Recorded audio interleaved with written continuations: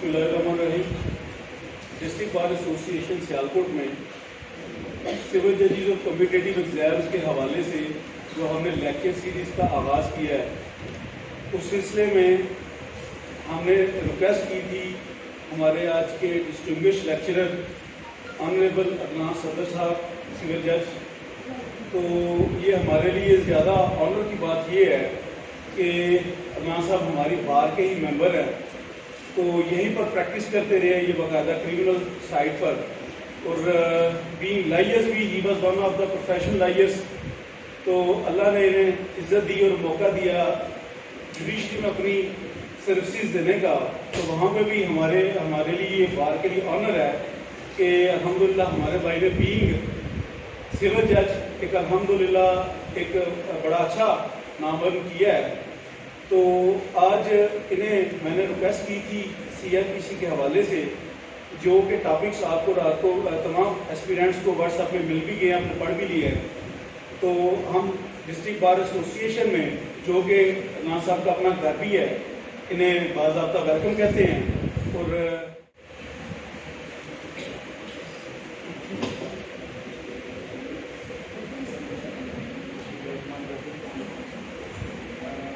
साहब आपकी बड़ी मेहरबानी।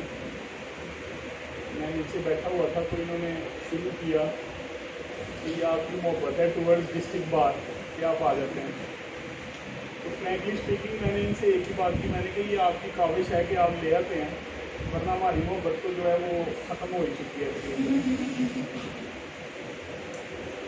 तो बड़ा अच्छा आपने ये किया माशाल्लाह। जो यंगस्टर्स की रिप्रेजेंटेशन है वो ट्रूली इस सिनेरियो में इसी तरह से की जा सकती है।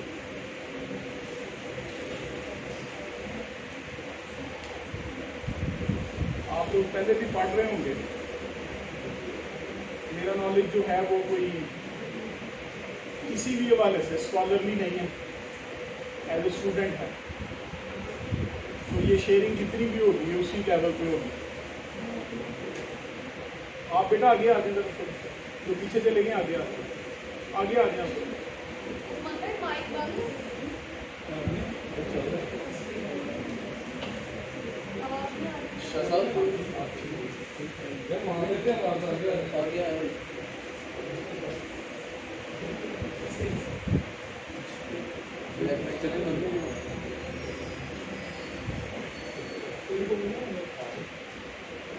आप में से ऑब्वियसली किसी ने पहले भी अटैम्प्ट की होगी। पेपर अटैम्प्ट के हवाले से आपका अगर कोई भी किसी भी किस्म का सवाल हो तो वो मैं आपको बाद में उस पर ज़रूर मैं आपको जवाब देना पसंद करूँगा। लेकिन अभी 3 टॉपिक्स मुझे उस्मान साहब ने कल बताए थे, उसमें सबसे पहला टॉपिक जो है वो dispute as to immovable property. अगर किसी ने इससे पहले इमूवेबल प्रॉपर्टीज़ का डिस्प्यूट पढ़ा है तो ऑब्वियसली वही हम उसको ही दोबारा पढ़ेंगे, लेकिन थोड़ा सा नया स्टाइल। 145 को इससे पहले किस ने पढ़ लिया? मेल्स फीमेल्स में क्योंकि आप फ्रंट रो में 145 को किसी ने पढ़ा? आपकी नज़र में ये क्या चीज़ है, किस तरह की जुरिस्डिक्शन है ये? मतलब किस तरह की जो भी इशू है जिसमें लगे कि यहाँ पे उसकी वजह से कोई वो अपना माशरे में कोई इंतशार पैदा होगा, तो उस लिहाज से ये रिस्ट्रिक्ट किया जाएगा कि इस तरह के मामला ना डेवलप हो, जिससे सोसाइटी का जो पीस है वो खत्म होने का अंदेशा। आप ना CRPC का ये कंटेंट्स का पार्ट खोले जरा, इधर ये सारे के सारे कंटेंट्स लिखे हुए हैं।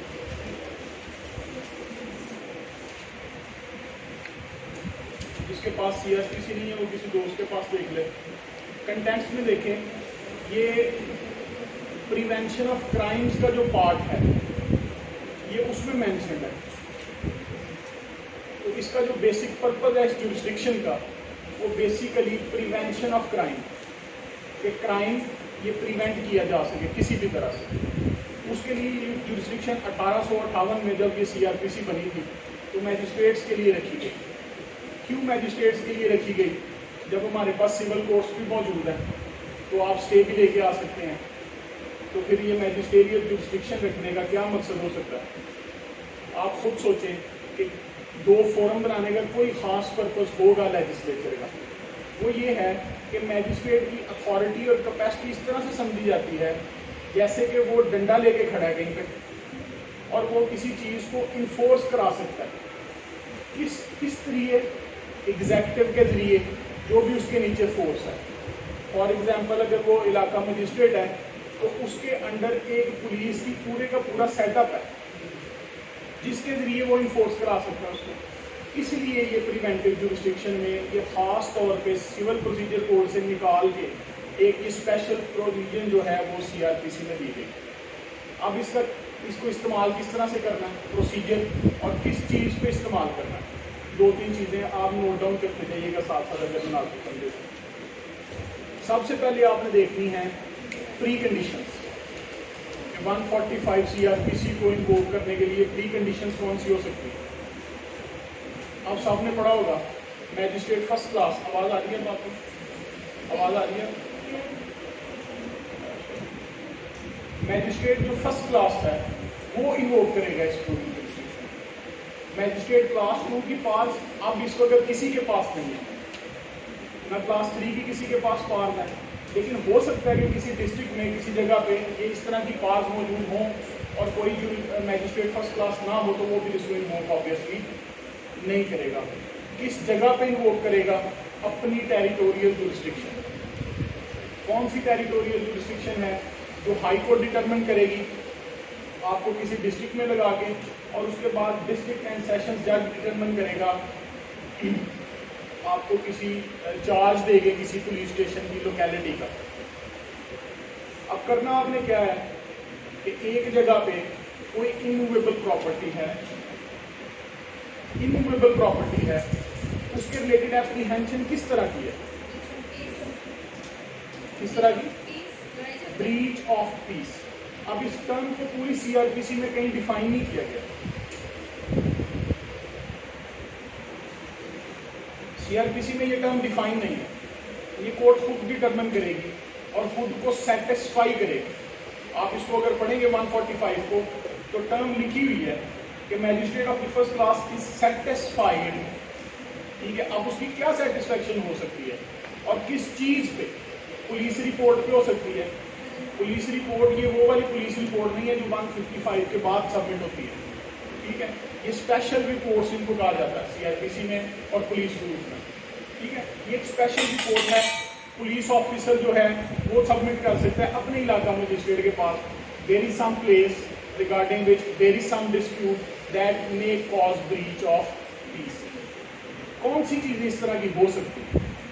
आपने खुद देखा होगा कि मसाजिद के बारे में सुन्नी शिया का डिस्प्यूट है, इमाम बारगाह के बारे में, इमाम बारगाह के अंदर डिस्प्यूट है मेल की या फीमेल की है, मस्जिद सुन्नी की है शिया की है, कोई और चीज़ें इस तरह से। पुराने ज़मानों में वाटर टैंक्स हुआ करते थे, अब वो नहीं है, उनके रिलेटेड। तो ये इसका सब्जेक्ट ऑफ डिस्प्यूट जो है, सब्जेक्ट ऑफ डिस्प्यूट वो CRPC ने खुद बताया, उससे बाहर नहीं आप जा सकते। कौन सा सब्जेक्ट ऑफ डिस्प्यूट है? आप देखें इसी में 145 में अगर कोई बंदा रीडिंग कर दे, लैंड और वाटर और बाउंड्रीज देयर ऑफ। ज़मीन हो सकती है, ठीक है, वाटर हो सकता है, और तीसरा उनकी बाउंड्रीज जो बड़ी इंपॉर्टेंट थी। पहले किसी की ज़मीन की आपने आज से पहले अगर फर्ज करें 40-50 साल पहले किसी की बात सुनी हो किसी बूढ़े शख्स की, तो जब सैलाब आता है तो वो जो बनियाँ हमने बनाई होती जिनको हम बन्ने कहते हैं अपने गाँव में, वो सारे के सारे फारिग हो जाते हैं। उसके बाद नए सिरे से हमने उनको उनके बन्ने बनाने हैं। ठीक है, अगर फर्ज करें कहीं किसी जगह पे ऐसा नहीं हो रहा तो इसका मतलब ये नहीं कि कभी होता नहीं था। इस प्रोविजन को जरा इस हवाले से आपने देखना है। तो ये उसकी जो बाउंड्रीज हैं उनको भी उसमें शामिल उन्होंने किया है, और 3 चीज़ों पर प्राइमरीली जुरिस्डिक्शन दी, लैंड पर, ठीक है, वाटर्स पर और उनकी बाउंड्रीज पर। अब इससे आगे चलें, इसकी जो फर्स्ट क्लॉज 2 है 145 क्लॉज 2, जब वो आप पढ़ेंगे तो आपको पता चलेगा कि ये सर्टेन इमूवेबल चीज़ें भी हैं, सर्टेन इमूवेबल चीज़ें भी हैं जिन पर जुरिस्डिक्शन जो है वो कोर्ट को दे दी गई। अब ये पढ़े मेरे लिए कोई बंदा, आप पढ़ दें जरा। For the purpose of this section, the expression land or water includes buildings, markets, bridges, shops, or other uses of land, and the rent or profit of any such property. अगर डिस्प्यूट कोर्ट की नज़र में ऐसा है जो breach of peace करे, ठीक है, बात मुझे तक समझ आ गई सबको? क्वेश्चन है तो कोई करना। इसका स्कोप दहेज में इशू की है, सॉरी, दहेज में ये इशू में आती है, कोई मुजारे को रेगिट कर दिया जाता है लैंडलॉर्ड की तरफ से। दो तरह के राइट्स हैं। पहला तो अगर उसकी पोजेशन थी तो वो एविक्ट नहीं हो सकता इलीगली, ठीक है। किस लिए होगी ये प्रोविजन? इसका मकसद ये है कि जिसकी पोजेशन है उसकी पोजेशन को सिक्योर रखा जाए। इस तरह से अफरा तफरी फर्ज करें ये एक प्रोविजन ना हो अदालत इसमें सीआरपीसी में, तो आप तसव्वुर करें आज किसी जगह पे मैं पोजेशन में हूँ और आज मैं बिजाई कर रहा हूँ अपनी फसल की, कल उस पर कोई और होगा, परसों उस पर हो सकता है कोई और हो, तो ये सिर्फ और सिर्फ पोजेशन को सिक्योर करने के लिए प्रोविजन। और भी रेमेडीज हैं जैसे इलीगल डिस्पोजेशन का एक्ट है, और भी रेमेडीज सिविल कोड की रेमेडी अवेलेबल है, लेकिन ये एक यूनिक रेमेडी मैजिस्ट्रेटियल कोर्ट पे अवेलेबल है। आपकी बात आपको समझ आए? किराएदार भी बिल्कुल आता है, किरायादार भी आता है, कोई भी बंदा जो पोजेशन में है उसकी सिक्योर की जा सकती है पोजेशन। लेकिन बात फिर वही आ जाएगी कि जब मैजिस्ट्रेट ने सेटिस्फाई करना है खुद को कि क्या ये डिस्प्यूट ऐसा है जो ब्रीच ऑफ पीस तक पहुंच सकता हो, तो फिर कोर्ट उसमें रेंट का भी आ सकता है। फॉर एग्जांपल मैं फिर आपको मिसाल दूंगा क्योंकि हमारे माशरे में ये चीज़ें आम हैं। मस्जिद की दुकानें अक्सर आपने देखी होंगी, उनमें कोई और बंदे बैठे हैं, मस्जिद के साथ डिस्प्यूट हो गया है, वो जाके उनको ताले लगा देते हैं, तो ये डिस्प्यूट ऑब्वियसली इसकी कैटेगरी में आ सकता है। लेकिन ये केस टू केस और सर्कमस्टांसेस से डिफर करेगा हर केस के। हाँ जी, बड़ा अच्छा सवाल आपका। अगर पोजेशन इलीगल हो तो मैंने आपको सबसे पहले बताया है कि regardless of the rights of the party, we are not going to justify anyone's right, we are just concern with the possession of the property, और वो पोजेशन लीगल है या इलीगल है हम उसको सिक्योर करेंगे, इलीगल को भी सिक्योर करेंगे। आपके पास सीआरपीसी की बुक है, पढ़ें जरा इसको, मैं आपको बता दूं किधर से पढ़ना। सेक्शन 4 पढ़ना है आपने, sub section 4 inquiry as to possession. Inquiry as to possession. A magistrate shall then speak out reference to the merits or the claims of any such parties to a right without reference to the merits और claims of any of the party.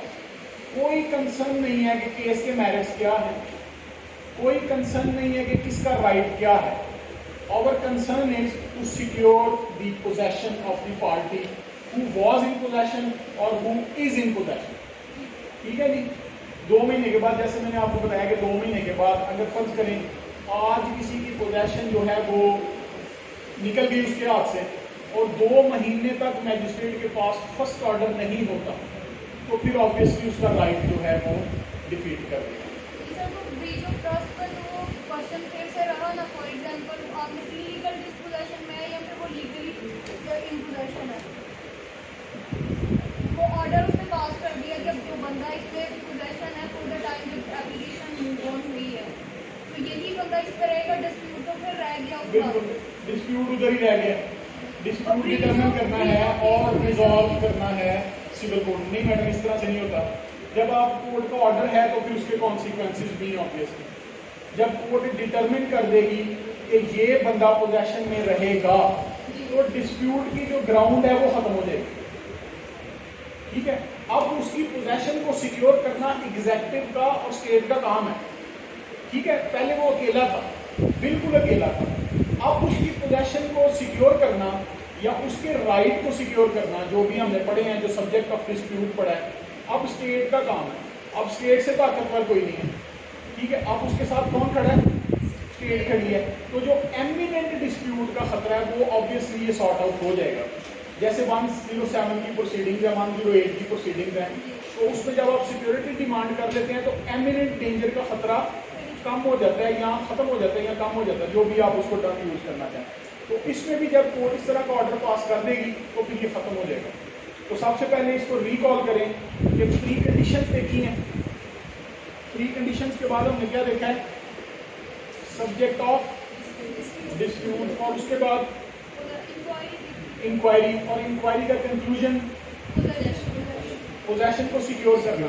लेकिन फर्ज करें इसमें एक तो court ने determine कर लिया कि this person was in possession, this person was in possession, mister A was in possession, okay we are going to secure the possession of mister A.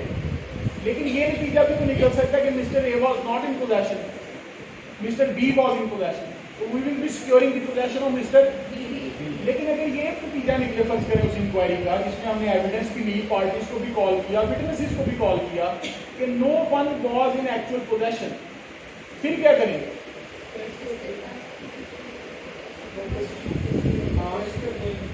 Property को फिर भी हम छोड़ेंगे क्योंकि वो डिस्प्यूट की जड़ है ना, हम उसको अटैच करने का राइट रखते हैं। मैजिस्ट्रेट किसके जरिए अटैच करेगा, किसके जरिए? हाईकोर्ट रूल्स एंड ऑर्डर्स में लिखा हुआ है कि मैजिस्ट्रेट जो है वो जब प्रॉपर्टी अटैच करेगा तो यहाँ वो अपने एसएचओ के जरिए कर सकता है और यहाँ वो कलेक्टर के जरिए कर सकता है। अब प्रॉपर्टी खुद कोर्ट ने डिटरमिन करनी है कि फॉर एग्जांपल कोई प्रॉपर्टी एग्रीकल्चरल नेचर की है तो वो मुनासिब ये होगा कि उसको अटैच करें किसके जरिए, कलेक्टर के जरिए। और अगर प्रॉपर्टी जो है वो मॉस्क वगैरह है, कोई बिल्डिंग है, टेंट है, वेसल है जिसमें लोग रह रहे हैं या रह सकते हैं और उसकी पोजेशन का किसी को नहीं पता, तो फिर उसको कौन अटैच करेगा? आप में से सबने बाबरी मस्जिद का केस सुना होगा। सबसे पहली प्रोसीडिंग उसमें क्या हुई थी? सबसे पहली प्रोसीडिंग, उसके बाद केस सुप्रीम कोर्ट तक चला है। ये कहा था कि जो प्रॉपर्टी है ये मजहब की मैं उसकी बात नहीं कर रहा, मजहब की जिसकी मर्जी हो, मैजिस्ट्रेट के सामने तो मजहब की बात नहीं है ना। क्या ऑर्डर पास किया था? प्रॉपर्टी अटैच हुई थी इसी प्रोसीडिंग से कि ये प्रॉपर्टी चूंकि इस पे डिस्प्यूट है, हिंदूज क्लेम कर रहे हैं अपना, मुसलमान क्लेम कर रहे हैं अपना, और एक थर्ड पार्टी भी थी, वो राम मंदिर की जो कंस्ट्रक्शन की बात करते थे वो थर्ड पार्टी थी। तो तीनों पार्टीज में वो एक डिस्प्यूट था, बड़ा गर्म किस्म का, लड़ाई भी हो गई, झगड़ा भी हो गया। तो फिर कोर्ट ने क्या किया, मैजिस्ट्रेट ने उसको अटैच कर लिया और उसके बाद वो सुप्रीम कोर्ट तक वो प्रॉपर्टी अटैच ही रही है। ये आ गया हमारा एक, इसमें सब सेक्शन 6 में एक चीज इंपॉर्टेंट है जो मैं मिस कर रहा हूँ, वो ये है कि कोर्ट को जो डायरेक्शंस हैं सेक्शन 6 में वो ये है कि जिसकी पोजेशन कोर्ट इंक्वायर करके ढूंढ ले उसकी पोजेशन को शैल बी सिक्योर्ड का वर्ड है, शैल का। लेकिन फॉर एग्जांपल दूसरी सिचुएशन में ये था कि कोई बंदा पोजेशन में डिस्पोजेस कर दिया गया था 2 महीने पहले, उसके लिए जो डिस्क्रिप्शन कोर्ट को दी गई है मे का वर्ड यूज करके, तो वो कोर्ट खुद देख सकती है कि क्या मैंने इसकी पोजेशन रिस्टोर करवानी है या नहीं। ये फिर आगे सर्कमस्टांशियल होगा मैटर कि कोर्ट ने क्या इस हद तक आगे जाना है कि उसकी पोजेशन भी दोबारा रिस्टोर करवाएं। ठीक है, अगर तो वो उसका कोई राइटफुल क्लेम है तो फिर करवा देंगे, नहीं है तो फिर हम क्या करेंगे, उसको डिस्पोज ऑफ कर देंगे। Okay, he was in possession, dispute नहीं होगा और पोजेशन इसको दे दें। उसके बाद वो पार्टीज क्या करेंगी, ऑब्वियसली डिस्प्यूट की सेटलमेंट के लिए किसके पास जाएंगी, सिविल कोर्ट के पास। वही एक राइटफुल फोरम है जो क्या डिटरमिन करेगा कि किस पार्टी का कौन सा राइट, किसके बारे में, सब्जेक्ट ऑफ डिस्प्यूट के बारे में। ठीक है जी, अगर इधर कोई सवाल है तो बताएं।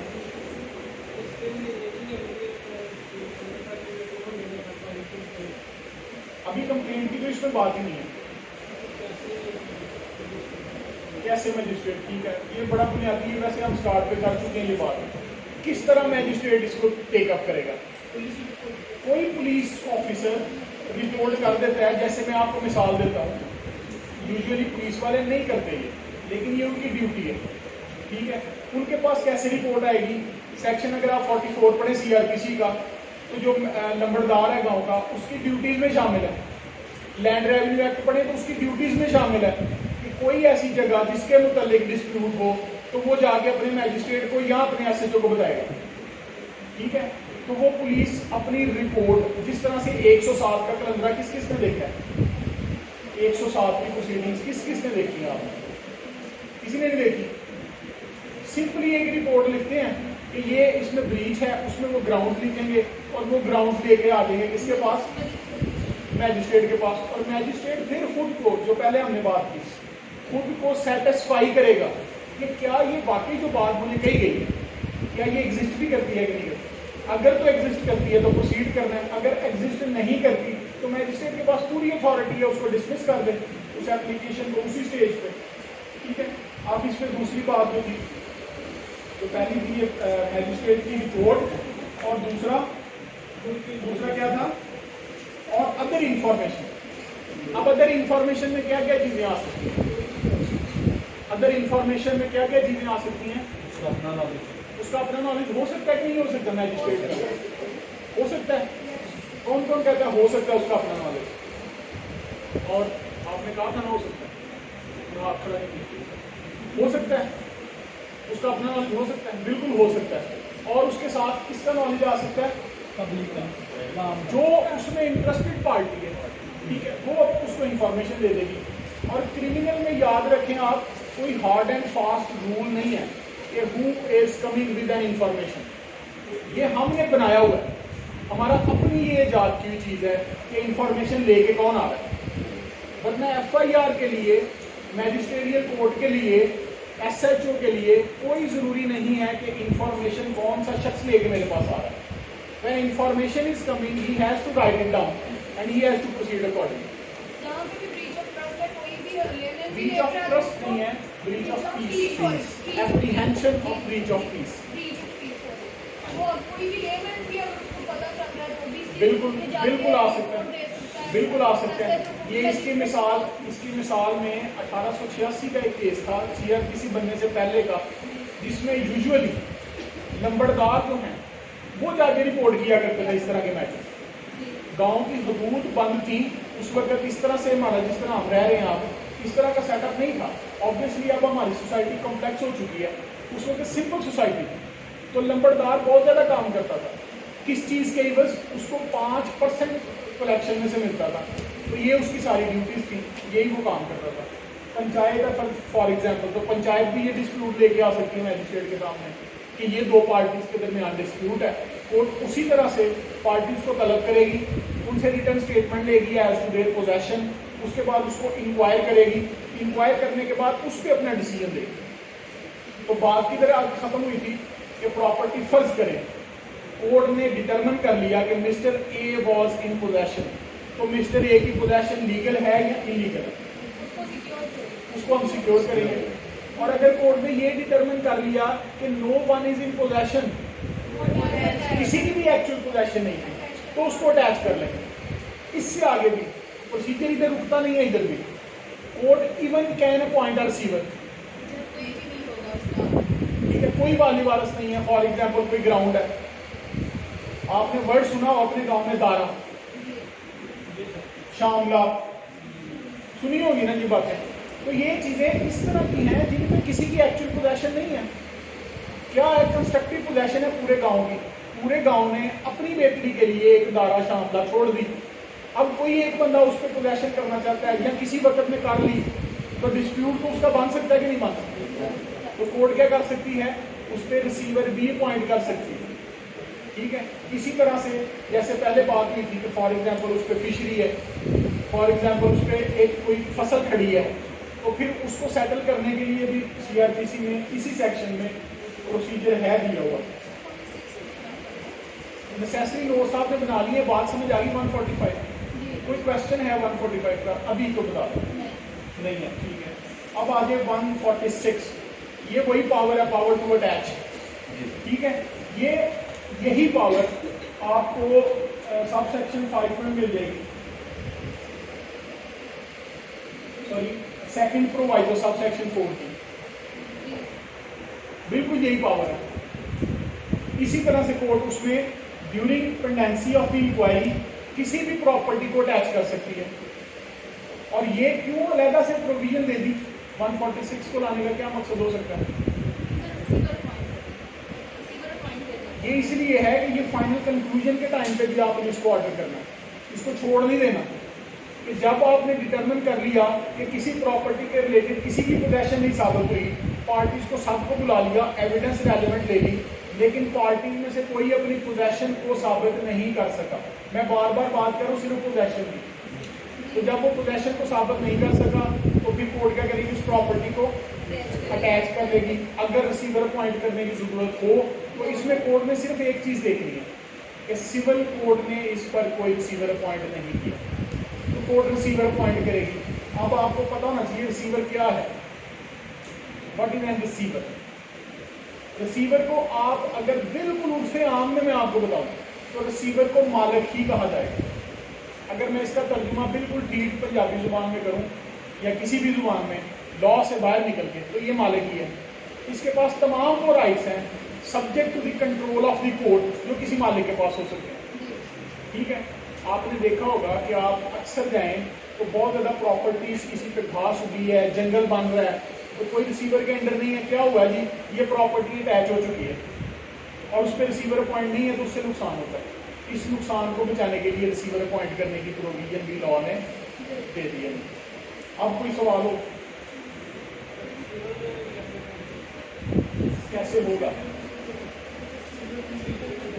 ये ऑर्डर है 40 सिविल प्रोसीजर का, ठीक है, उसमें उसकी मोड ऑफ अपॉइंटमेंट भी दी है, उसका मोड ऑफ डिसमिसल भी दिया है, उसकी रेम्यूनरेशन तक डिफाइन की है, उसकी ऑब्लिगेशंस और राइट्स डिफाइन है। लेकिन मैंने क्योंकि आपको बिल्कुल सीपीसी का भी वो पोर्शन ही पढ़ा रहा, लेकिन मैंने आपको बताया कि ये बिल्कुल मालिक है subject to control of the concern court जिसने उसको अपॉइंट किया है। ठीक है, अपॉइंट किस तरह करें?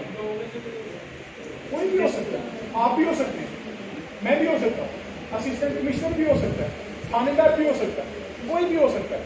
इस पर कोई कदगन नहीं लगाई जा सकती। कौन होगा?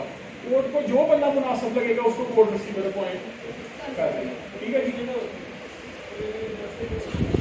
इंटरेस्टेड को तो ऑब्वियसली नहीं करेंगे, वो तो इंटरेस्टेड है, तो कोई न्यूट्रल बंदा करेंगे ऑब्वियसली हम। ठीक है जी, अब ये आ गया 145। ये था वो डिस्प्यूट जिसकी हेडिंग थी dispute as to immovable property, लेकिन जब हमने उसे डिटेल में पढ़ा तो फिर पता चला कि this is not all about immovable property, it also include certain movable property. ठीक है, अब आ जाएंगे 147। ये बड़ी सिंपल सी प्रोविजन, बिल्कुल वही सारे का सारा प्री कंडीशन है, मैजिस्ट्रेट भी वही होगा, उसी की जुरिस्डिक्शन होगी।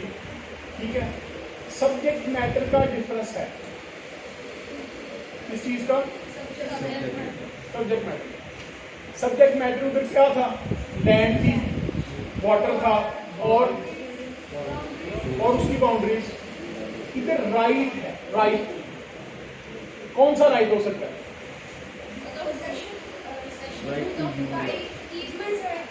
पहले ईजमेंट्री राइट्स हो सकते हैं, लेकिन दिस इज नॉट ऑल।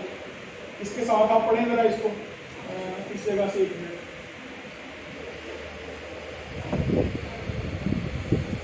ये सेकंड है line, any alleged right of user of any land or water as explained in 147, 145. ठीक है, such together such right be claimed as easement or otherwise. यानी ये राइट दो किस्म का हो सकता है। ईजमेंट तो ऑब्वियसली इसमें शामिल होगा, लेकिन ये अदरवाइज राइट भी हो सकता है। अदरवाइज राइट कौन सा हो सकता है बताएं? पहले तो बताएं ईजमेंट राइट कौन से हैं? What is right of way? Properties पे 20 साल से उसके अंदर आ रही है, वो 20 साल का सब आ जाए, ये बात ईजमेंट ऑफ राइट में आ जाए। वो तो आपका ईजमेंट राइट नहीं है, वो तो मेरा वैसे बेसिक राइट है। फॉर एग्जांपल ये सामने गली है तो इस पे मेरा कोई ईजमेंट का राइट तो नहीं है ना, ये तो वैसे परमानेंट एस्टैब्लिश्ड राइट है, वेस्टेड राइट है कि ये गली है, इधर से सामने गुजरना है, ये गली ही छोड़ी गई थी। अब कुछ इस तरह की प्रॉपर्टीज होंगी, इस तरह की जगह होंगी जिसपे बिल्कुल आएगा, बिल्कुल आएगा, मैं बताने उसी पे आ रहा हूँ, उसी पे आ रहा हूँ कि ये फॉर एग्जांपल मैं एक रास्ते से गुजर रहा हूँ, ठीक है, तो ये इसको मेरा ईजमेंट राइट, कितनी देर गुजरूंगा तो मेरा ईजमेंट राइट इस्टेब्लिश होगा, 20 साल अगर मैं गुजरता रहा हूँ तो मेरा आप वो ईजमेंट रहे। हाँ वो रास्ता नहीं था, पहले आपने ये बात ज़हन में रखनी है कि वो रास्ता नहीं था। अब दूसरी मैडम वाली बात पे आ जाए कि खाले बनाए होते थे हमने, अब वो खाला मेरी जमीन में बना हुआ है, मेरी जमीन में, लेकिन पानी किसको लग रहा है? उस्मान साहब की जमीन को जाके। अब जब चाहे मेरा दिल, मेरी प्रॉपर्टी है ना, तो मैं उसको खत्म कर दूं, कर देना चाहिए ना मुझे, कर देना चाहिए। कर सकते हैं ना, लेकिन अगर नहीं कर सकता, नहीं कर सकता। क्यों? क्योंकि इनका ईजमेंट राइट है और इसके लिए टाइम लिमिट भी कोई नहीं है। बात समझ आ गई?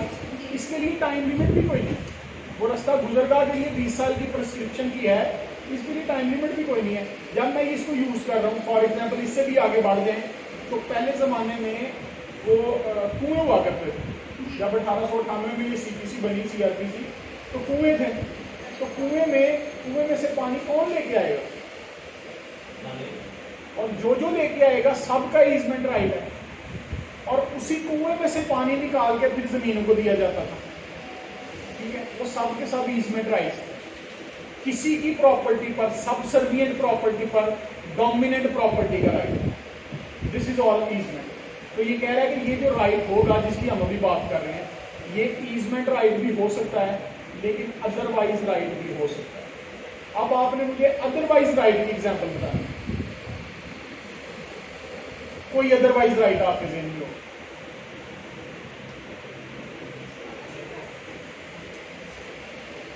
मस्जिद में नमाज पढ़ने के लिए जा सकते हैं, आप नहीं जा सकते? उसमें कोई ईजमेंट की बात आती है किसी भी हवाले से? आती है? नहीं आती ना। वो ये अदरवाइज राइट की बात बारे में आ गई। मैं एक एग्जांपल दे रहा था। इस तरह के हजारों राइट्स आपको मिलेंगे जो ईजमेंट तो नहीं है बेसिकली, ईजमेंट एक्ट आप पढ़ेंगे उनमें आपको नहीं मिलेंगे, लेकिन अदरवाइज भी कोई राइट हो तो उसको भी 147 में प्रोटेक्ट किया जा सकता है। अब क्या प्रोटेक्शन होगी? उसी तरह से कोर्ट फिर इंक्वायरी करेगी, उसी तरह से रिपोर्ट आई, उसी तरह से कोर्ट ने खुद को सेटिस्फाई किया, उसी तरह से कोर्ट ने उनको समन किया अपना ऑर्डर सेंड करके, उसी तरह से वो पार्टीज आ गई और अपने अपने राइट्स के बारे में उन्होंने रिटन स्टेटमेंट सबमिट कर दी। अब कोर्ट डिटरमिन करेगी this person had this right before, अभी इस वक्त इस बंदे का ये राइट था या ये इसको इस्तेमाल कर रहा था, तो अब इसको कोई नहीं रोकेगा। ठीक है, और इसके अदरवाइज भी कोर्ट नेगेटिव भी ऑर्डर कर सकती है इस प्रोविजन में 145 कि इसका राइट नहीं था और अब ये नहीं करेगा। समझ आ गई बात? ही नहीं है। अब इसको राइट को इस्टेब्लिश करने के लिए एक क्राइटेरिया दिया गया है, मोस्ट इंपॉर्टेंट क्राइटेरिया। अगर तो बंदा पढ़ लेने ऊंची बात तो पढ़ना थी।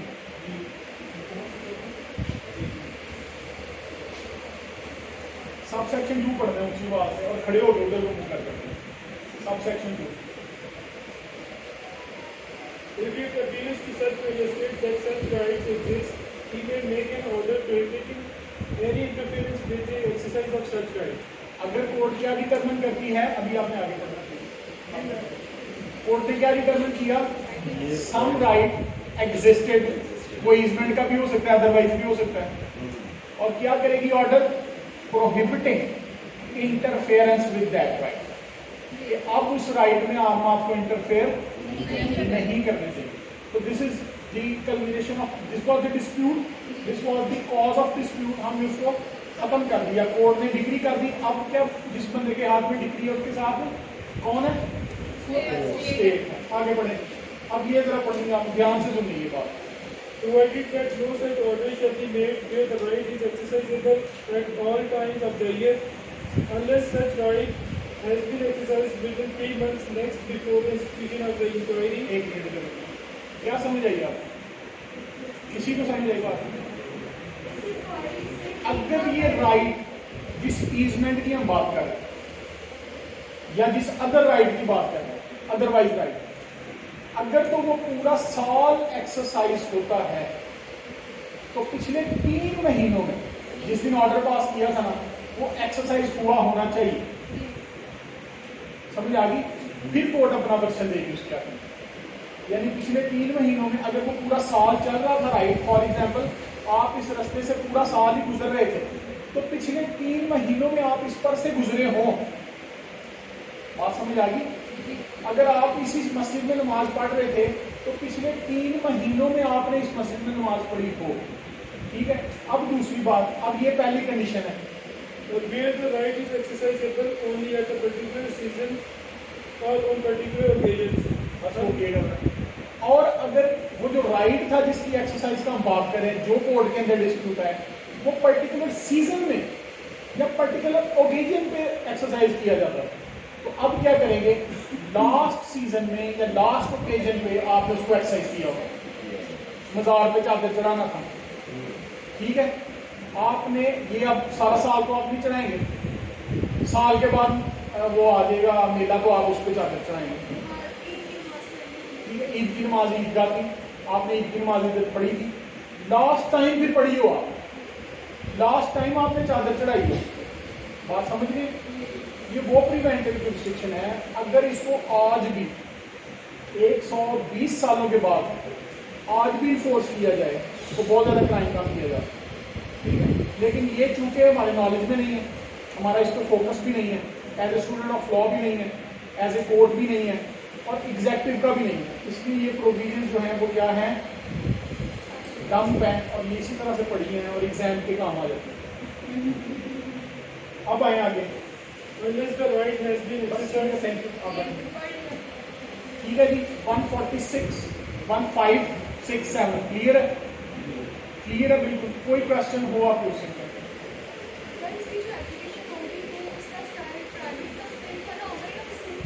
मैडम एप्लीकेशन के लिए कोई परफॉर्मा लॉ ने सजेस्ट नहीं किया, ठीक है। अब उसके लिए हम कौन सा परफॉर्मा यूज कर सकते हैं, ये आपकी अपनी प्लीडिंग्स है, प्लीडिंग्स की बहुत ज़्यादा बुक्स अवेलेबल है, ठीक है। आप पैराग्राफ की फॉर्म में भी लिख सकते हैं और अपनी प्लीडिंग को डिवाइड इनटू पैराग्राफ भी कर सकते हैं, कोई परफॉर्मा नहीं है अवेलेबल, ठीक है। अब आगे 148 पे कोई चीज़ नहीं लिखी, सिर्फ लोकल इंक्वायरी की बात है कि अगर फर्ज करें किसी जगह पे लोकल इंक्वायरी करना पड़ जाए तो फिर क्या किया जा सकता है, तो फिर डिस्ट्रिक्ट जज के पास अब इख्तियार है, सेशन जज के पास किसी को अपॉइंट कर देगा, वो जाके लोकल इंक्वायरी करेगा, लोकल इंक्वायरी ला के सबमिट करेगा, एज ए विटनेस ट्रीट किया जाएगा, और विटनेस पे आपको पता जीरा भी हो सकती है। डन है? कोई सवाल है तो बताएं, कौन सा पूछना है?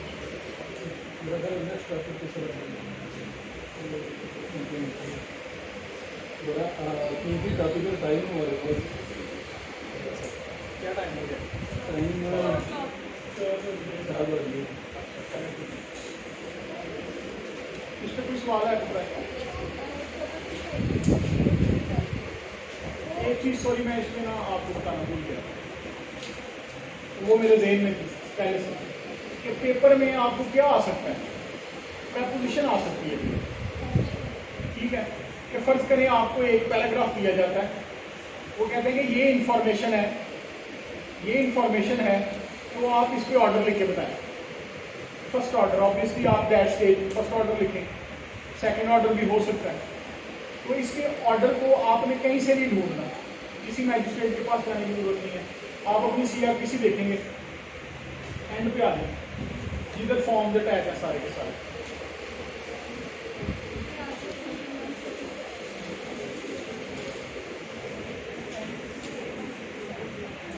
मैंने अपनी ज़िंदगी में खुद भी ऑर्डर लिखे हैं इस प्रोविजन पे 145 पे 147 पे, लेकिन इससे अच्छा लिखा हुआ ऑर्डर मैंने कहीं नहीं देखा, बिल्कुल नहीं देखा, ठीक है।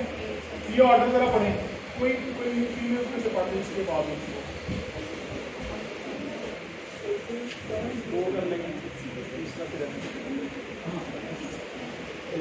पॉसिबल भी नहीं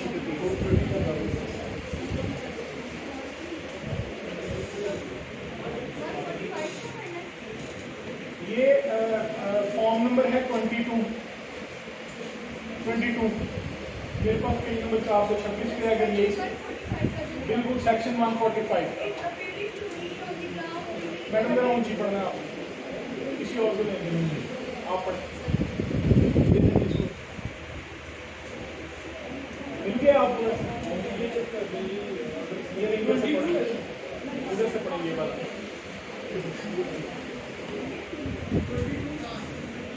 Magistrates order declaring party entitled to retain possession of land, etc. in dispute. It appearing to me on the grounds duly It recorded. appears to me. Start किधर से कर रहे हैं? It appears to me. क्यों appears? क्योंकि आपके पास information आई थी. अब आपने इसके आगे ग्राउंड लिखी है, उन्होंने जगह छोड़ी हुई है. हाँ जी. On the grounds duly recorded that a dispute likely to induce a breach of the peace existed between the parties by name and residence, or residence only if the dispute be between bodies of villagers concerning certain state concisely the subject of dispute situate within the local limits of my jurisdiction. All the said parties were called upon to give in a written statement of their respective claims as to the fact of actual possession of the subject of dispute. रोकेगा इधर. जितनी चीजें हमने पढ़ी हैं सारी की सारी इसमें आई हैं. उन्होंने उसने क्या कहा? It appears to me, it means he satisfied. ठीक है. ग्राउंड उसने आगे लिख दी, पार्टीज के नाम लिख दिए और ये भी लिखा कि मैंने इन पार्टीज को बुलाया है और इन पार्टीज को सुना है. यही थी ना ग्राउंड 145 में हमने पढ़ी. अब आगे पढ़ेंगे. And being satisfied by due inquiry had thereupon, without reference to the merits of the claim of either of the said party. यही पढ़ा था. Without merits of the claim of any party. हम नहीं डिटरमिन कर रहे किस party का क्या राइट है. जी. Either of the said parties to legal rights of possession, that the claim of actual possession by the said name or names or description is true. I do decide and declare that he is or they are in possession of the subject of dispute, and entitled to retain such possession until ousted by due course of law, and do strictly forbid any disturbance of his or their possession in the meantime. बात समझ आ गई है? जितने हमने ingredient आज समझे हैं वो सारे के सारे इस ऑर्डर में उन्होंने पूरे किए. सबसे पहले उन्होंने कहा कि मैं मैजिस्ट्रेट, ऊपर ही लिख दिया. फिर उसने कहा मैं सेटिस्फाइड हूँ, ये मेरी ग्राउंड है सेटिस्फैक्शन की. पार्टीज को मैंने बुला लिया, पार्टीज को सुन लिया, एविडेंस ले लिया. ये दो पार्टीज हैं या ये इतनी पार्टी जितनी भी हो, और ये डिस्प्यूटेबल प्रॉपर्टी है. ठीक है. और क्या डिटरमिन किया कि without the rights and claims of the parties मैं डिटरमिन करता हूँ कि ये बंदा पोजेशन में था and his possession shall be secured, और कोई बंदा इसमें इंटरफेरेंस नहीं करेगा. तो जब आप याद करें प्रेपोजिशन का परफॉर्मा, क्योंकि इसमें सिंपली प्रेपोजिशन के आने के चांसेस की परसेंटेज ज़्यादा है, तो आप इसको जो है वो क्रैम करें, इसी में पार्टीज को ऐड करें और इसी को अपने सीक्वेंस में एक पेज की सूरत में लिखें, and this will give you all marks जो भी उसके प्रेपोजिशन पे होंगे. इसी तरह से 146 का ऑर्डर आगे अवेलेबल है अटैचमेंट का. मैडम फर्स्ट ऑर्डर तो बिल्कुल ब्रीफ सा ऑर्डर है जिसमें आप सिर्फ समन ही कर रहे हैं, और समन भी नहीं कर रहे हैं, आप सिर्फ और सिर्फ खुद को सेटिस्फाई कर रहे हैं, सेटिस्फैक्शन की ग्राउंड्स बता रहे हैं, और ग्राउंड्स बताने के बाद क्या कर रहे हैं, पार्टीज को कॉल कर रहे हैं कि आ जाए मेरे पास और अब मैं आपको बताऊंगा कि इस पे आगे क्या होना है, और वो फिर उसके बाद इंक्वायरी का प्रोसीजर और ये फाइनल ऑर्डर. 146 का भी इसी तरह से ऑर्डर अवेलेबल है, ये फॉर्म नंबर 23 है, और 147 का भी इसी में ऑर्डर अवेलेबल है, फॉर्म नंबर 24. जब भी याद करें इस तरह से करें. अब आ जाए जी आपका जो सेकंड टॉपिक हमें दिया गया था वो है प्राइवेट कंप्लेंट. 190 पढ़ना है हमने सबसे पहले. 190 पढ़ लो मेरा आपको. Most important section 190. Cognizance of offences by magistrate. All magistrates of the first class or any other magistrate, specially empowered by the provincial government, on the recommendation of the High Court, may take cognizance of any offence. A. Upon receiving a complaint of fact which constitutes such offence. 3 चीजें हैं ना 190 में. जी sir. एक receive की complaint आपने, जो भी हम सेक्शन 200 में पढ़ने लगे. दूसरी, Upon a report in writing of such fact made by any police officer. ये FIR वाली रिपोर्ट है 173 वाली, 172 में भी आपके आगे Upon information received from any person other than a police officer or upon his own knowledge or suspicion. Magistrate का भी मुखबरे खास हो सकता है कि नहीं हो सकता? हो सकता है। इससे पहले भी पता था आपको कि पता लगाया। सर कॉमन सेंस से आगे भी सोचें। ऑर्डर जो आपका 8 है, आर्टिकल 8 QSO का, वो सिर्फ पुलिस वाले को प्रोटेक्ट नहीं करता, वो मैजिस्ट्रेट की पोजेशन, मैजिस्ट्रेट की इंफॉर्मेशन को, उसके मुखबर को भी उसी तरह से प्रोटेक्ट करता है।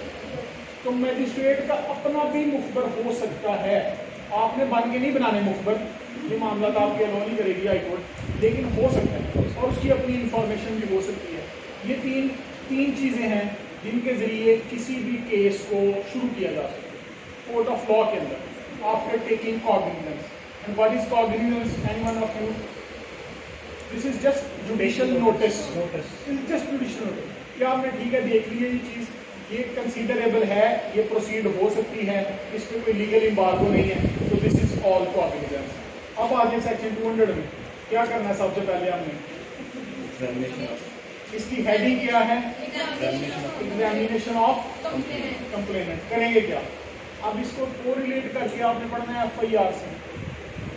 मैं आपको ये बताने जा रहा हूँ कि ये बिल्कुल वही पैरेलल रेमेडी हो सकती है जो FIR की है, ठीक है? और इस पे फोरम के डिफरेंस की वजह से, फोरम के डिफरेंस की वजह से थोड़ी बहुत ऊपर नीच प्रोसीजर में आएगी।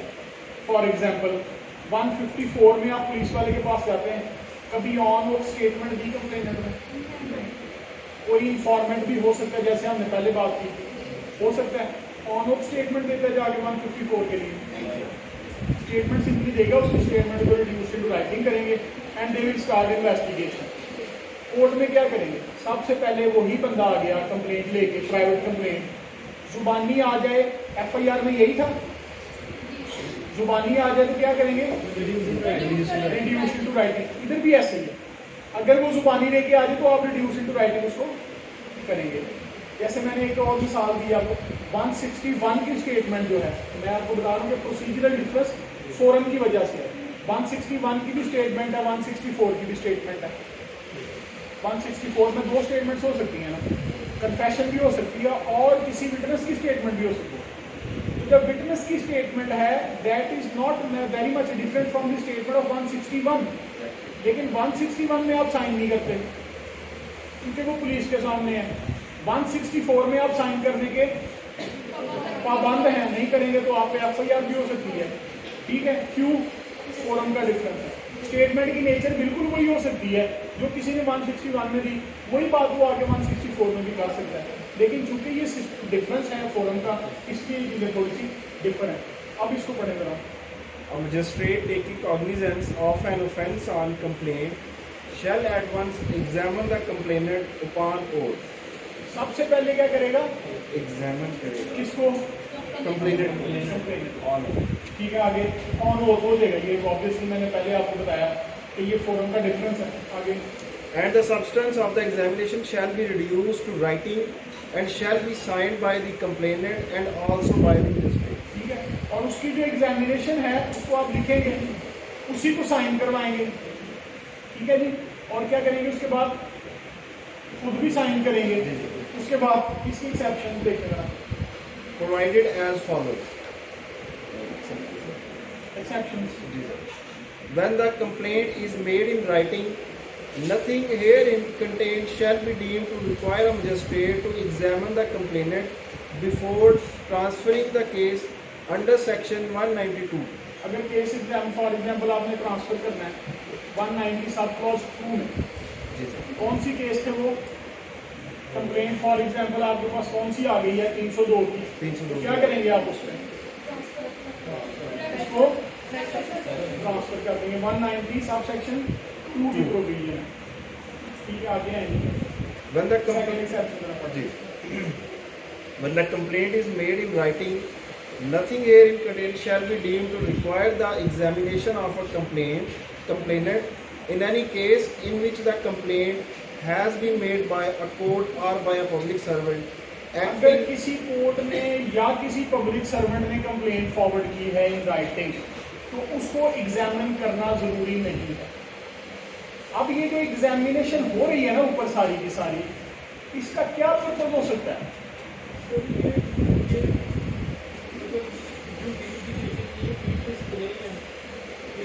FIR के बारे में तो हम नहीं देखते। FIR में हमारा क्या वर्जन होता है, झूठी है या सच्ची है दर्ज करें। इसके बारे में हम क्यों देख रहे हैं? फोरम का डिफरेंस है, फोरम का बिल्कुल फोरम का डिफरेंस है। उसने किसी वजह से अपना नॉर्मल प्रोसीजर अवेल किया है और घूम के वो सीधा अदालत में है, कोई वजह होगी इसमें। तो taking it something more seriously, हमने क्या किया कि हम इसको पहले ही थोड़ा बहुत इंक्वायर करते हैं। अभी मैं बता दूं क्या एक्सटेंड होगी इसकी इंक्वायरी की। आगे आगे where a complainant is a ये court वही है ना 192 में ट्रांसफर होगा, 201 पे आ जाए। procedure by magistrate not competent to take cognizance of the case.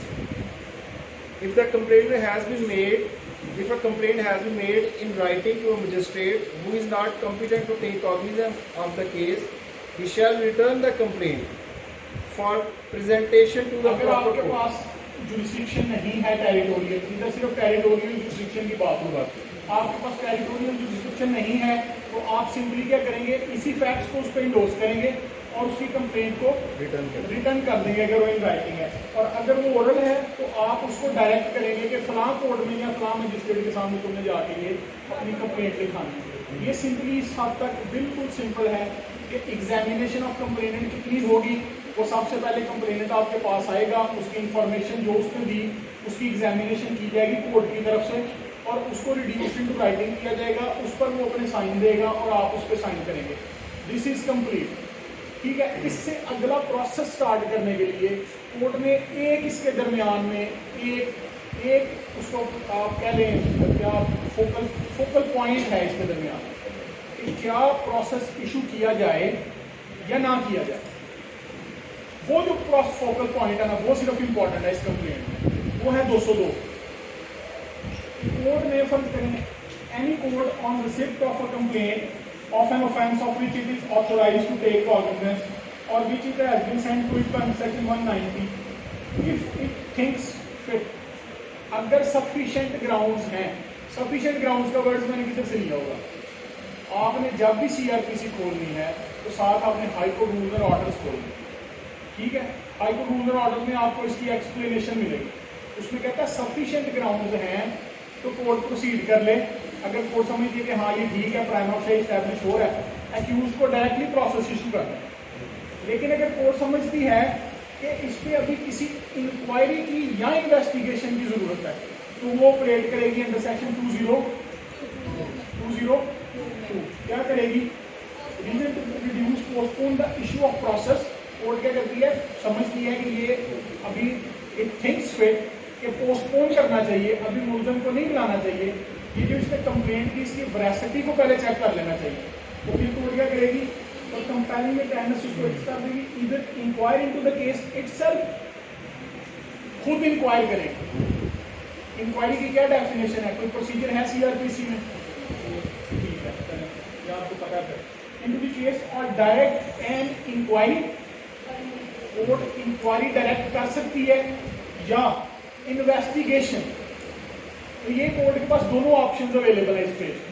Determine सिर्फ क्या करना है कि अभी सफिशिएंट ग्राउंड नहीं है प्रोसीड करने की या इसकी जो वैरासिटी है उसको चेक करना है मैंने, तो कोर्ट क्या करेगी, पोस्टपोन कर देगी प्रोसेस इशू करना, यानी कि उसको हमने नहीं बुलाया और हमने क्या कर दिया, इंक्वायरी ऑर्डर कर दी या इन्वेस्टिगेशन ऑर्डर कर दी। आगे to be made by the justice of peace, ये इंक्वायरी या इन्वेस्टिगेशन कौन करे, जस्टिस ऑफ पीस करे और अ पुलिस ऑफिसर, कोई पुलिस ऑफिसर करे और by such other person as it thinks, या कोई तीसरा बंदा। अब ये तीसरे बंदे में किसी की डेफिनेशन नहीं है, एग्जेक्टिव का कोई बंदा हो सकता है, most of the time assistant commissioner को इंक्वायरी जिस तरह की भेज दी जाती है, ठीक है। तो वो क्या करेगा, वो असरटेन करेगा ट्रूथ ऑफ एक्यूजेशन कि क्या ये ट्रूथ इसमें है एक्यूजेशन में जो लगाई गई, और उसकी इंक्वायरी के बाद कोर्ट फिर क्या करेगी, फिर स्टार्ट करेगी।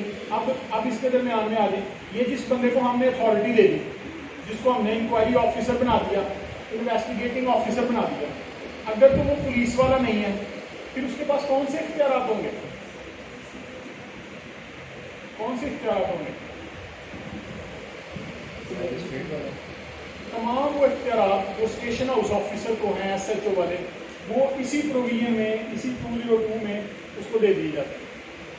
ठीक है, कोई सवाल इधर तक हो तो बताएं।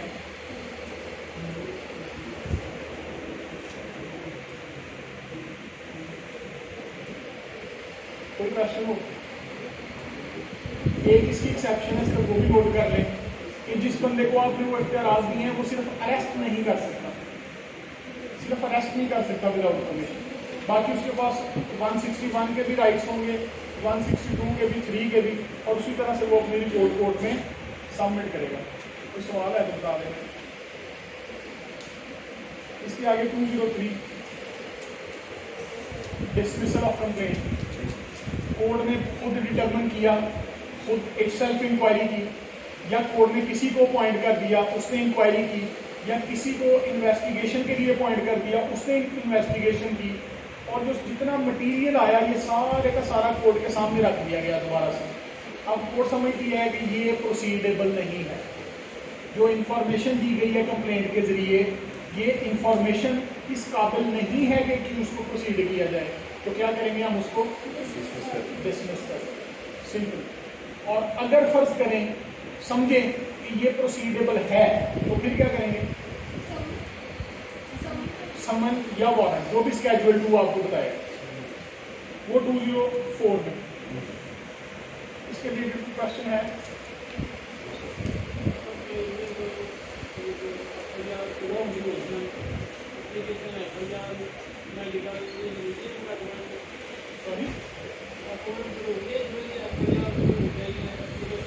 नहीं, देखिए कंप्लेंट के लिए कोई चीज़ जरूरी नहीं है। कंप्लेनेंट ओरली भी आ सकता है आपके पास, ठीक है, उसका मेडिकल हुआ या नहीं हुआ ये बात की बातें हैं, ठीक है। सब्सटेंस उसका होना चाहिए, कौन सा, कि कोई कॉग्निजेबल या नॉन कॉग्निजेबल, इस पर यह भी पाबंदी नहीं, कॉग्निजेबल या नॉन कॉग्निजेबल ऑफेंस कमिट हुआ उसके साथ। Complainant must be N agreed party in this case. उसमें हमने क्या बात की थी FIR में, anyone can be informer, anyone can be, और नाउ कंप्लेनेंट हियर कोर्ट में जब बात आएगी तो complainant must be N agreed person, किसी भी तरह से एग्रीड हो सकता है, जरूरी नहीं कि वो विक्टिम है किसी ऑफेंस का, किसी भी तरह से एग्रीड हो सकता है। मकतूल का भाई है, ठीक है, 302 की आपने अक्सर देखी होगी, कंप्लेंट फाइल हो गई, ओके है। अब कोर्ट क्या कर सकती है, मेडिकल करवाने की जो बात है, जो आप जो क्वेश्चन करना चाहते हैं बेसिकली, तो मैं समझूँ तो वो कोर्ट मेडिकल को करवाने का इनहेरेंट राइट है ही ना कोर्ट के पास। हम डेली बेसिस पे जाते ही लागा मजिस्ट्रेट को कहते हैं ये एप्लीकेशन लॉ करते हैं, उसकी कोई प्रोविजन मैंने CRPC में आज तक नहीं देखी, लेकिन ये वो चीज़ें जो इनहेरेंट है सिस्टम को चलाने के लिए। अब अगर किसी इलाका मजिस्ट्रेट का, अगर किसी इलाके का मैजिस्ट्रेट ऑर्डर नहीं करेगा, फर्ज करें मेडिकल का, तो कौन करेगा? आप किसके पास जाएंगे? तो ये कंप्लेंट का जो सिस्टम है ये बिल्कुल बिल्कुल एक लिहाज से तो पुलिस बिल्कुल पुलिस वाला है, ठीक है। एक रेमेडी आपको एडिशनल दे दी गई है, इसलिए ताकि आप किसी भी ग्रीवियंस के रिलेटेड कोर्ट में आ सकें, ठीक है। डायरेक्टली कोर्ट में आगे कंप्लेंट फाइल करेंगी, और ये सिस्टम जो आपको मैंने बता दिया, ये जो प्रोसीजर है यही ऑप्शन है। 204 में उसकी समनिंग हो सकती है, समनिंग उसी तरह से होगी, वारंट के जरिए भी हो सकती है अगर अलाउ करे सर्कमस्टांसेस या स्केड्यूल 2, और अगर सर्कमस्टांसेस अलाउ करने फर्ज करें आप एप्रीहेंशन है कि समन सर्व करेंगे तो वो भाग जाएगा, तो कोर्ट डायरेक्टली भी वारंट इशू कर सकती है, इस पर कोई पाबंदी नहीं है। 205 सिंपली कहता है कि किसी बंदे को कोर्ट जो है वो हाजिरी पेशी से माफ़ी भी दे सकती है, 1 दिन के लिए भी हो सकती है, ज़्यादा टाइम के लिए भी हो सकती है, और जब चाहे कोर्ट उसको वापस भी बुला सकती है कि आप आज आ जाएँ। और यूजुअली जब 342 की कंप्लेंट होती है तो फिर हम जब 342 की स्टेटमेंट की बारी आती है तो हम एक्यूज को बुला लेते हैं, और हीनियस ऑफेंस ना हो तो हम माफ़ी कर सकते हैं, ये मैजिस्ट्रेटिव लेवल पे भी। और यही जो 204 और 205 है ये सेशंस कोर्ट पे भी एप्लीकेबल है उसी तरह से। Any other question? सर इसमें अगर FIR और प्राइवेट कंप्लेंट अगर ये दोनों आ जाए मजिस्ट्रेट के पास तो उसका क्या प्रोसीजर है? सबसे पहले प्राइवेट कंप्लेंट चलेगी, ठीक है। प्राइवेट कंप्लेंट डिसाइड होगी और उसके बाद अगर स्टेट चाहे तो प्रोसिक्यूट कर सकती है और स्टेट विड्रॉ भी कर सकती है। कोई और सवाल है? Any other question? अब इसका जो रेफरेंस है हाई कोर्ट रूल ऑर्डर्स का वो लिखना है अगर आपने लिखना है। ये volume 3 chapter 1, volume 3 chapter 1 part B rule 4 to rule 6 है, बड़े इंपॉर्टेंट है for 4 to 6, rule number 4 to 6।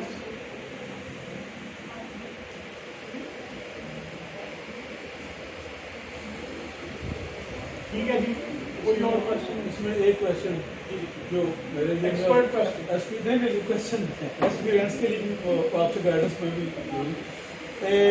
Sessions ऐसा ऑफेंस है जिसकी exclusively tried bye sessions court, तो वो मजिस्ट्रेरियल कोर्ट में कंप्लेंट को फाइल होगी, किस स्टेज पे जाके वो रेलेवेंट जो सेशंस हमारा ट्रायल कोर्ट है वो जाके वहाँ पे शिफ्ट होगा? ये काइंड मतलब किस स्टेज का? For sake of example offence है 302 which is exclusively tribal bye sessions court, लेकिन प्राइवेट कंप्लेंट हमारी फाइल हो रही है। दोनों तरह की जजमेंट्स मौजूद हैं इस पर, ठीक है। पहले ये जजमेंट्स भी मौजूद हैं कि मजिस्ट्रेट को सबसे पहले 200 वाला प्रोसीजर ऑप्ट करना चाहिए कि आपको उसकी स्टेटमेंट लिखनी चाहिए ऑन ओथ, और स्टेटमेंट लिखने के बाद आप डिटर्मिन करें उसको भेज दें। लेकिन इसके एडवर्स भी जजमेंट्स मौजूद हैं। मेरा अपना वर्जन ये है कि नहीं लिखनी चाहिए, ये मैं अपनी बात कर रहा हूँ रिगार्डलेस ऑफ एनी फैक्ट, कि हमें स्टेटमेंट नहीं लिखनी चाहिए जो ऑफेंस ट्रायबल बाय मैजिस्ट्रेट है। कॉग्निजेंस लेना कोर्ट का काम है, और ये स्टेटमेंट लिखना कॉग्निजेंस से अगली स्टेज है, ठीक है। कॉग्निजेंस की हमने बात की सेक्शन 190 में, और अगर आप सेक्शन 200 को पढ़ना शुरू करेंगे तो ये कॉग्निजेंस लेने के बाद स्टेटमेंट लिखने की बात करता है। सर मेरा किसी बात से क्वेश्चन आपको रोक के लिए कि हम लोग नॉर्मली जब कंप्लेंट फाइल करते हैं तो हम लोग अंडर सेक्शन 200 लिखते हैं, 190 क्यों नहीं? तो हम 200 में ही कंप्लेंट फाइल कर रहे हैं ना, प्राइवेट कंप्लेंट 200 में कर रहे हैं, वो तो कॉग्निजेंस लेने का सेक्शन है, वो तो प्रोसीजरल कंप्लेंट आएगी तो फिर हम लोग को तो काउंट मैडम 200 में दायर करेंगे ना आप। लिखा ही कंप्लेंट का 200 में है, 190 में तो कहीं लिखा ही नहीं है। 190 में तो अथॉरिटी दी गई है मैजिस्ट्रेट को कि वो कॉग्निजेंस ले, और ये जो बात आपके सीनियर ने की सेक्रेटरी साहब ने कि क्या हमें वो उस पर स्टेटमेंट लिख लेनी चाहिए, तो जजमेंट्स मौजूद है कि लिखी जा सकती हैं, लेकिन मेरा वर्जन ये है कि उस पर नहीं लिखी जा सकती।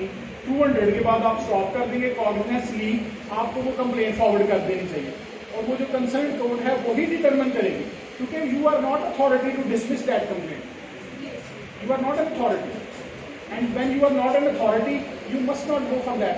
हाँ, आपको इंक्वायरी ऑफिसर अपॉइंट किया जा सकता है। बहुत सारे केसेस में आप देखेंगे कि 200 की कंप्लेंट आपने फॉरवर्ड की, वो कंप्लेंट मैजिस्ट्रेट ने फॉरवर्ड कर दी आपसे taking cognizance to the court, sessions court, और सेशन कोर्ट ने फिर आपको ही इंक्वायरी ऑफिसर मुकर्रर कर दिया, और नीचे आगे फिर इंक्वायरी हो रही है, तो फिर आप इंक्वायरी करके क्या करते हैं? क्या खुद डिसमिस करते हैं?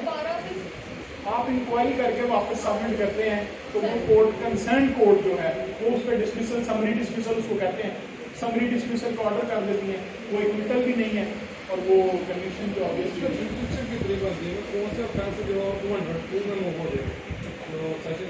हर प्राइवेट कंप्लेंट सिर्फ एक्सेप्शन एक दो है, डेफामेशन जैसे कि है, हर प्राइवेट कंप्लेंट मैजिस्ट्रेट के पास ही आए, और मैजिस्ट्रेट ही उस पर इसी तरह से सेक्शन 200 के तहत चलेगा।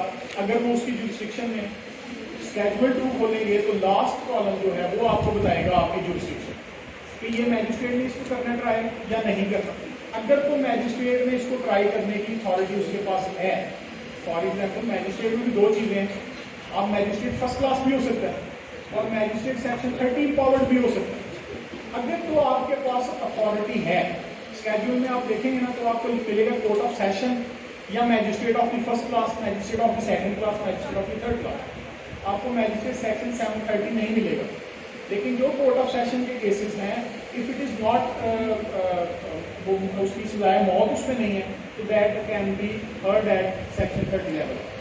ठीक है, तो वही आपको बताएगा कि किसने इसको सुनना है या किसने इसको फॉरवर्ड करना है और किसको करना है। सर इसमें इलीगल डिस्पोजेशन एक्ट की जो प्राइवेट कंप्लेन है वो भी बिल्कुल सेशन कोर्ट के पास जाएगी।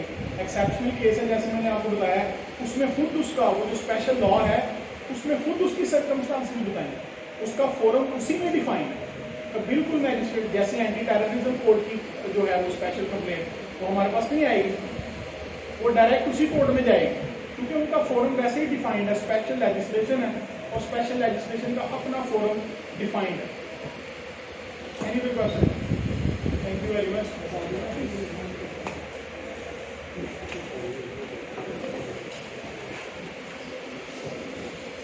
बहुत शुक्रिया मोहतरम जनाब सदर साहब, और वेरी ऑनेस्टली बड़ा honest opinion, one of the best lectures अल्हम्दुलिल्लाह।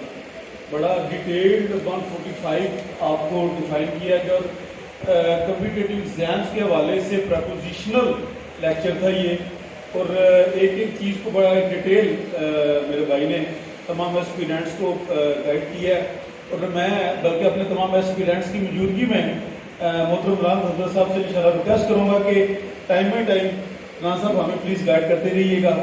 आप जैसे दोस्तों की बड़ी ज़रूरत है इस प्रोजेक्ट के लिए, और दोबारा we are highly thankful to respected ना सदर साहब को उन्होंने इतने कीमती टाइम में से निकाला, और CRPC के हवाले से, और बल्कि मुझे वो नाम भी कह रहे थे कि यार सेक्शन कोई भी टॉपिक आप इंशाल्लाह मुझे दें, तो इंशाल्लाह जैसे आप एस्पिरेंट्स की तरफ से जो भी रिक्वेस्ट आएगी वो इंशाल्लाह फॉरवर्ड करके तो कोशिश करेंगे इंशाल्लाह अपकमिंग जो लेक्चर्स हैं उसमें भी राना साहब को रिक्वेस्ट करके उनको बुलाया जाए।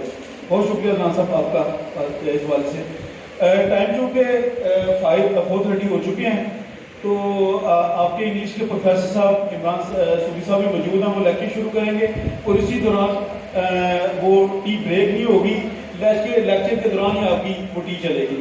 बहुत शुक्रिया। मैं रिक्वेस्ट करूँगा कि इमरान सूरी साहब को आएँ और लेक्चर का आगाज़ करें।